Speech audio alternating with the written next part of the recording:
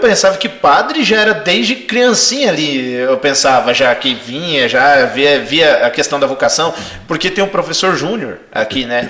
E o piá dele, ele, não sei, não lembro muito bem, ele estudou um tempo para ser padre ali, acho que seminário, não sei como é que é. Agora, assim, tem um exemplo do padre nosso de Santa Teresa ali, que é o padre Jean, que está agora, né, formado agora, né? Ele é parente da Zélia, que ele investe aqui. Sim. Ele é sobrinho da Zélia aqui, né? Ele estava passando a crisma dele, né? Depois da comunhão, né? Recebe a comunhão, depois recebe a confirmação do crisma, né? Que é os dons do Espírito Santo. E o Dom Mauro, falecido hoje, né? Que ele estava entrando na porta da igreja e ele fez o convite para ele. Olhou para ele e falou assim: menino, você não pensa em ser padre, não? E ele sempre teve uma vontade de ser padre, desde pequeno. A vocação vem de criança, né? A vocação vem de criança. E ele recebeu o chamado, né, para poder estudar. E ele foi, né, fez esse ano, né, um ano que é um ano vocacional. Às vezes as pessoas pensam assim, mas para você ser padre, você se torna uma hora para outra. Não, é um tempo, né, de vocação.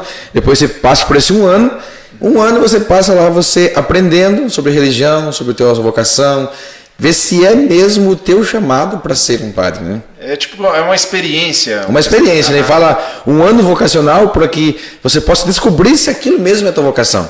Tem padres que estudam, faz um ano vocacional, depois faz 5, 6, 7 anos e depois desiste porque descobre que não é aquilo mesmo, né? Sim. Até tem exemplo de padre também que depois, exercendo a função, depois também larga, né? Porque, na verdade, o padre assim, fala assim, mas o padre pode renunciar à batismo? Pode, ele pode renunciar, pode casar depois, né?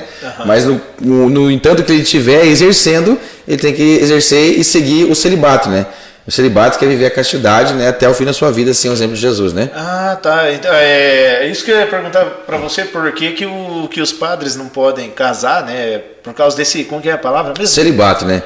Na verdade, assim, primeiramente a igreja segue, né, os sacramentos, né, que é a ordem do matrimônio, né, do casamento, né, até chegar aí no sacerdócio, né? O sacerdócio que é a ordem, né? A ordem que é o sacerdócio, mas vem com tempo de vocação, de estudo, né?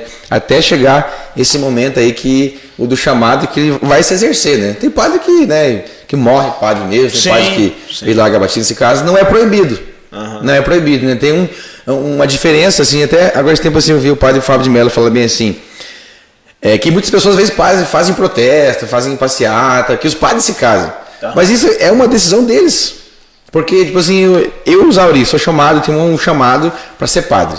E eu tenho, como assim, eu tive um chamado para ser missionário? Se eu decidir hoje, né, no caso, largar a minha vida de noivo, de, né, namorado, e decidir entrar para um seminário vocacional, e lá eu descobri que é a minha vocação, que é aquilo o meu chamado, eu estudar durante 7 anos, se formar, e seguir a minha vida no meu celibato, na minha castidade, até o fim da minha vida, aquilo vai ser abençoado. Mas só que assim, pode acontecer de um padre já ter casado, depois divorciar, e não, assim, ele não era, né, na época dele viveu uma vida normal ali, seguindo a religião católica, se casou, depois se divorciou e ser padre? Bem poucos. Mas pode acontecer? Pode acontecer, mas daí tem um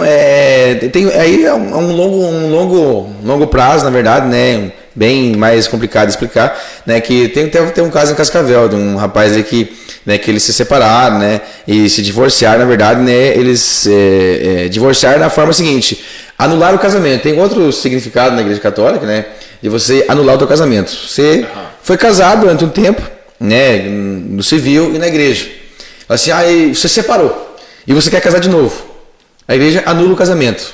Aí você fala assim, mas como assim anular o casamento? A igreja não anula o sacramento. Ela leva um processo de um tempo de estudos com a tua vida, com a tua família, com tudo aquilo que você viveu, para ver se o casamento não existiu. Para ver se o casamento foi nulo, se ele não existiu. No caso, alguém que foi casado forçado, viveu durante 20 anos forçado, né? Sim. É pouco difícil acontecer, mas acontece. Pessoas depois de 20 anos, né? É um relato que acontece, pessoas que talvez foi forçado, a pessoa casou, né, contra a vontade dela mesmo própria. Sim. Ou talvez o marido talvez a gente vê até, a maioria desses casos é o caso tipo de mulher menor de idade, homem maior de idade. Isso Daí mesmo. o pai fala assim, então você vai ter que casar Isso com a minha mesmo. filha. Então o casamento não é que a igreja anula, é que o casamento não aconteceu. Não aconteceu. Sim. No caso, aconteceu isso ali numa pessoa em Cascavel, no caso, né? Já estava mais de idade, já no caso. Ele vai passar por um tempo de processo de estudo, de formação, né?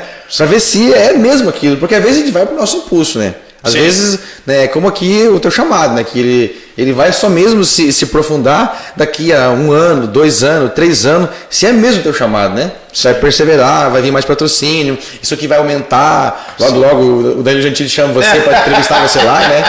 E vai...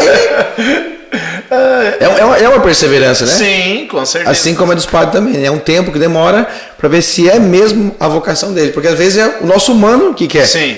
E às vezes não é a vontade de Deus, né? Exatamente.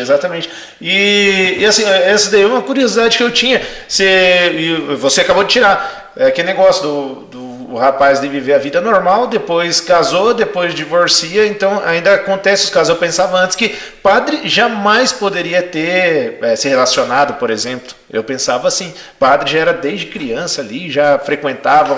Tem um exemplo no caso, né? Até o padre Irineu fala bem assim, né? Que ele teve um namorado, nosso padre aqui, quando ele era, acho que os 16, 17 anos, né?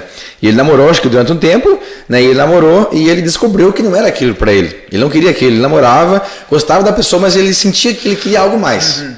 Ele fala, eu sentia que, ele fala sempre na missa, eu sentia que Deus queria algo mais dele, né?